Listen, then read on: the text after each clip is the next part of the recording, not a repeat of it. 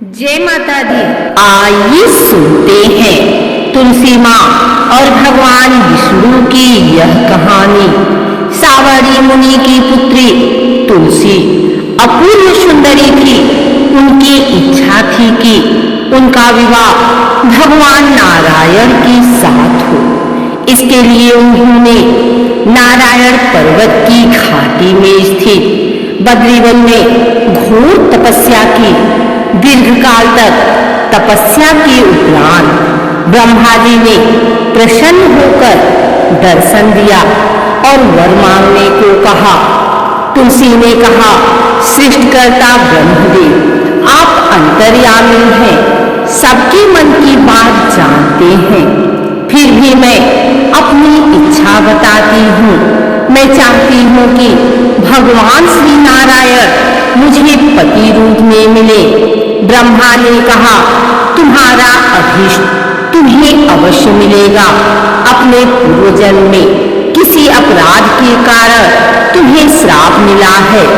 इस प्रकार भगवान श्री नारायण के एक पार्षद की भी दानव कुल में जन्म लेने का श्राप मिला है। दानव कुल में जन्म लेने के बाद भी उसमें नारायण का अंश विद्यमान रहेगा। इसलिए इस जन्म में पूर्व जन्म के पाप के शमन के लिए संपूर्ण नारायण तो नहीं, नारायण के अंश से युक्त दानव कुल में उस श्रापग्रस्त पार्षद से तुम्हारा विवाह होगा। श्राप मुक्त होने पर भगवान श्री नारायण सदा सर्वदा के लिए तुम्हारे पति हो जाएंगे। तुलसी ने ब्रह्मा के ईश्वर को स्वीकार किया, क्योंकि मानव कुल में जन्म लेने के कारण उसी मायावी भोग को भोगना ही था। तुलसी बद्रीवन में ही रहने लगी। नारायण का वह पार्षद दानव कुल में शंखचूड़ के नाम से पैदा हुआ था। कुछ दिनों के बाद वह भ्रमण करता हुआ बद्रीवन में आया।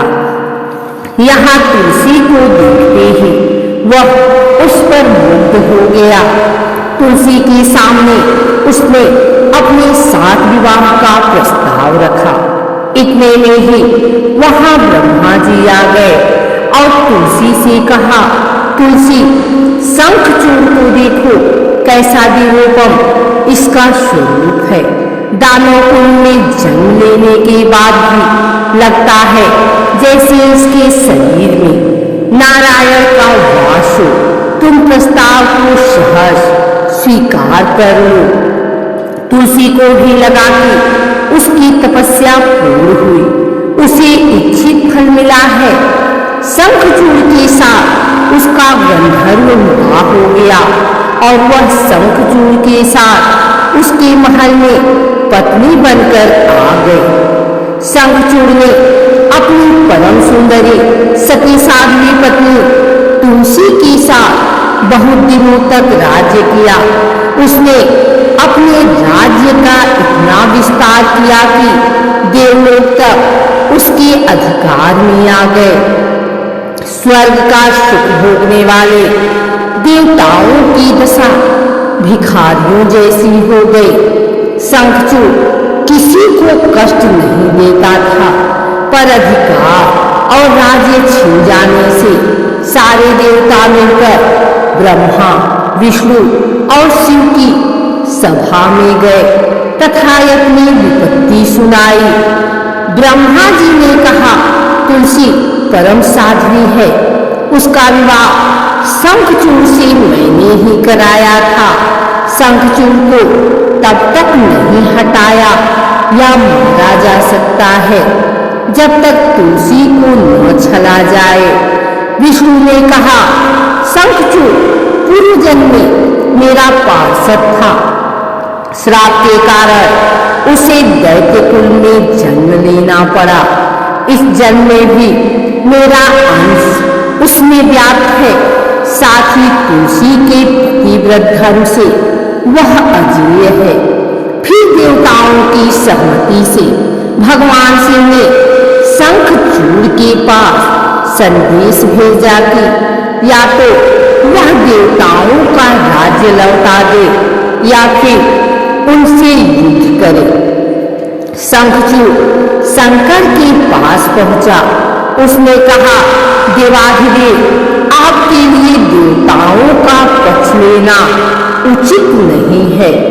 राज्य बढ़ाना हर राजा का कर्तव्य है। मैं किसी को दुखी नहीं कर रहा हूँ। देवताओं से कहिए वे मेरी प्रजा होकर रहें। मैंने आपका भी कोई अपकार नहीं किया है। हमारा आपका युद्ध शोभा नहीं देता। अगर आप हार गए तो बड़ी लज्जा की बात होगी। मैं हार गया तो आपकी कीर्ति बहुत अधिक नहीं बढ़ेगी। भगवान शंकर हंसे। वे तो सब रहस्य समझते थे। तुलसी और शंखचूड़ के पूर्वजन्म के श्राप की अवधि लगभग पूरी हो चुकी थी। बोले, इसमें कीर्ति और लज्जा की बात नहीं।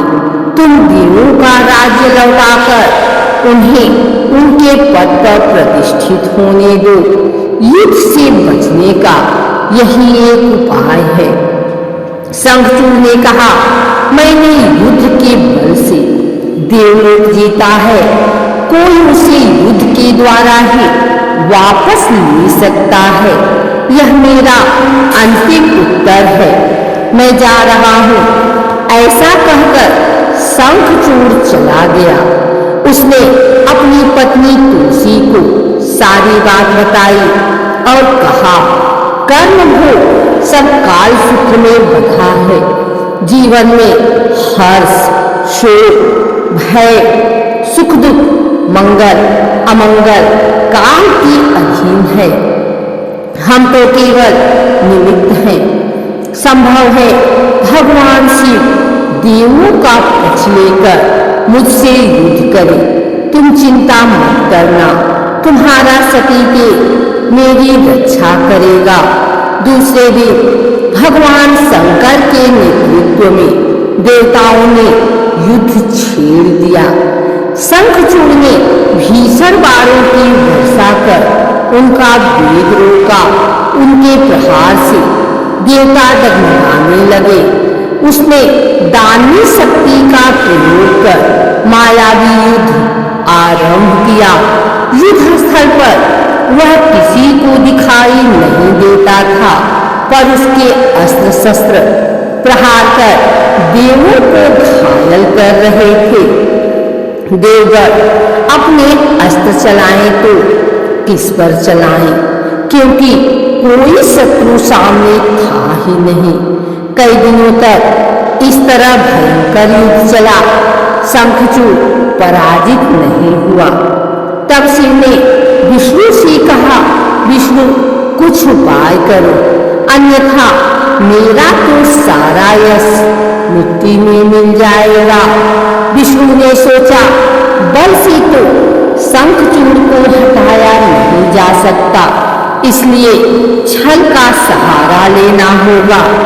उन्होंने तुरंत अपना स्वरूप शंखचूड़ जैसा बनाया और अस्त्र शस्त्र से सज्जित हो तुलसी के पास आए। बोले, प्रिय, मैं युद्ध जीत गया। सारे देवता भगवान शंकर समेत हार गए। इस खुशी में आओ मैं तुम्हें अंग से लगा लूं। पति को प्रत्यक्ष खड़ा दे तथा विजय का समाचार सुन। वह दौड़कर मायावी शंखचूड़ के गले से लिपट गई। इस प्रकार पति पत्नी दोनों ने आलिंगन हो खूब खुशी मनाई। पर पुरुष के साथ इस प्रकार के व्यवहार से उसका सतीत्व नष्ट हो गया। उसका सतीत्व जो शंखचूड़ के कवच के रूप में रक्षा कर रहा था, वह कवच नष्ट हो गया। शंखचूड़ शक्तिहीन हो गया। यह जानते ही भगवान शंकर ने अपने त्रिशूल से प्रहार किया। त्रिशूल के लगते ही शंखचूड़ जलकर भस्म हो गया। शंखचूड़ के मरने को जानकर विष्णु अपने असली स्वरूप में आ गए। सामने अपने पति शंखचूड़ के स्थान पर भगवान विष्णु को खड़ा देखकर तुलसी बहुत विस्मित हुई। उसको पता लग गया कि स्वयं नारायण ने उसके साथ छल किया है। क्रोध में आकर उसने श्राप दिया, एक सती स्त्री का सतीत्व भंग करने के अपराध में तुम हृदयहीन पत्थर हो जाओ। विष्णु ने तुलसी के श्राप को सिरोधार्य कर कहा, देवी तुम्हारे तथा शंखचूड़ के कल्याण के लिए मुझे ऐसा करना पड़ा। तुम दोनों को श्राप मुक्त करना था, तब भी अब शरीर त्याग कर तुलसी विवाह के रूप में जन्म लो और मेरी पूजा तुलसी दल से होगी। मैं शालिग्राम पत्थर बनूंगा। मेरे शीश पर तुम आदर से विराजमान हो जाओगी। तुम्हारे पति की हड्डियों के चूर्ण से शंख की उत्पत्ति होगी। उस शंख ध्वनि से देवताओं तथा मेरी पूजा आराधना होगी। जहाँ शंख ध्वनि होगी वहाँ मंगलमय मैं विराजमान रहूंगा। तुमने पूर्व जन्म में बद्रीवन में मुझे पाने के लिए बड़ी तपस्या की थी। अब अगले जन्म में मैं नारायण प्रस्तर के रूप में बद्रीनाथ वन में स्थापित होऊंगा और मेरी पूजा अर्चना फल फूल से न होकर तुम्हारी तुलसी दल से होगी। मेरे शीश पर विराजमान होकर तुम मुझसे भी ऊंचा पद प्राप्त करोगी।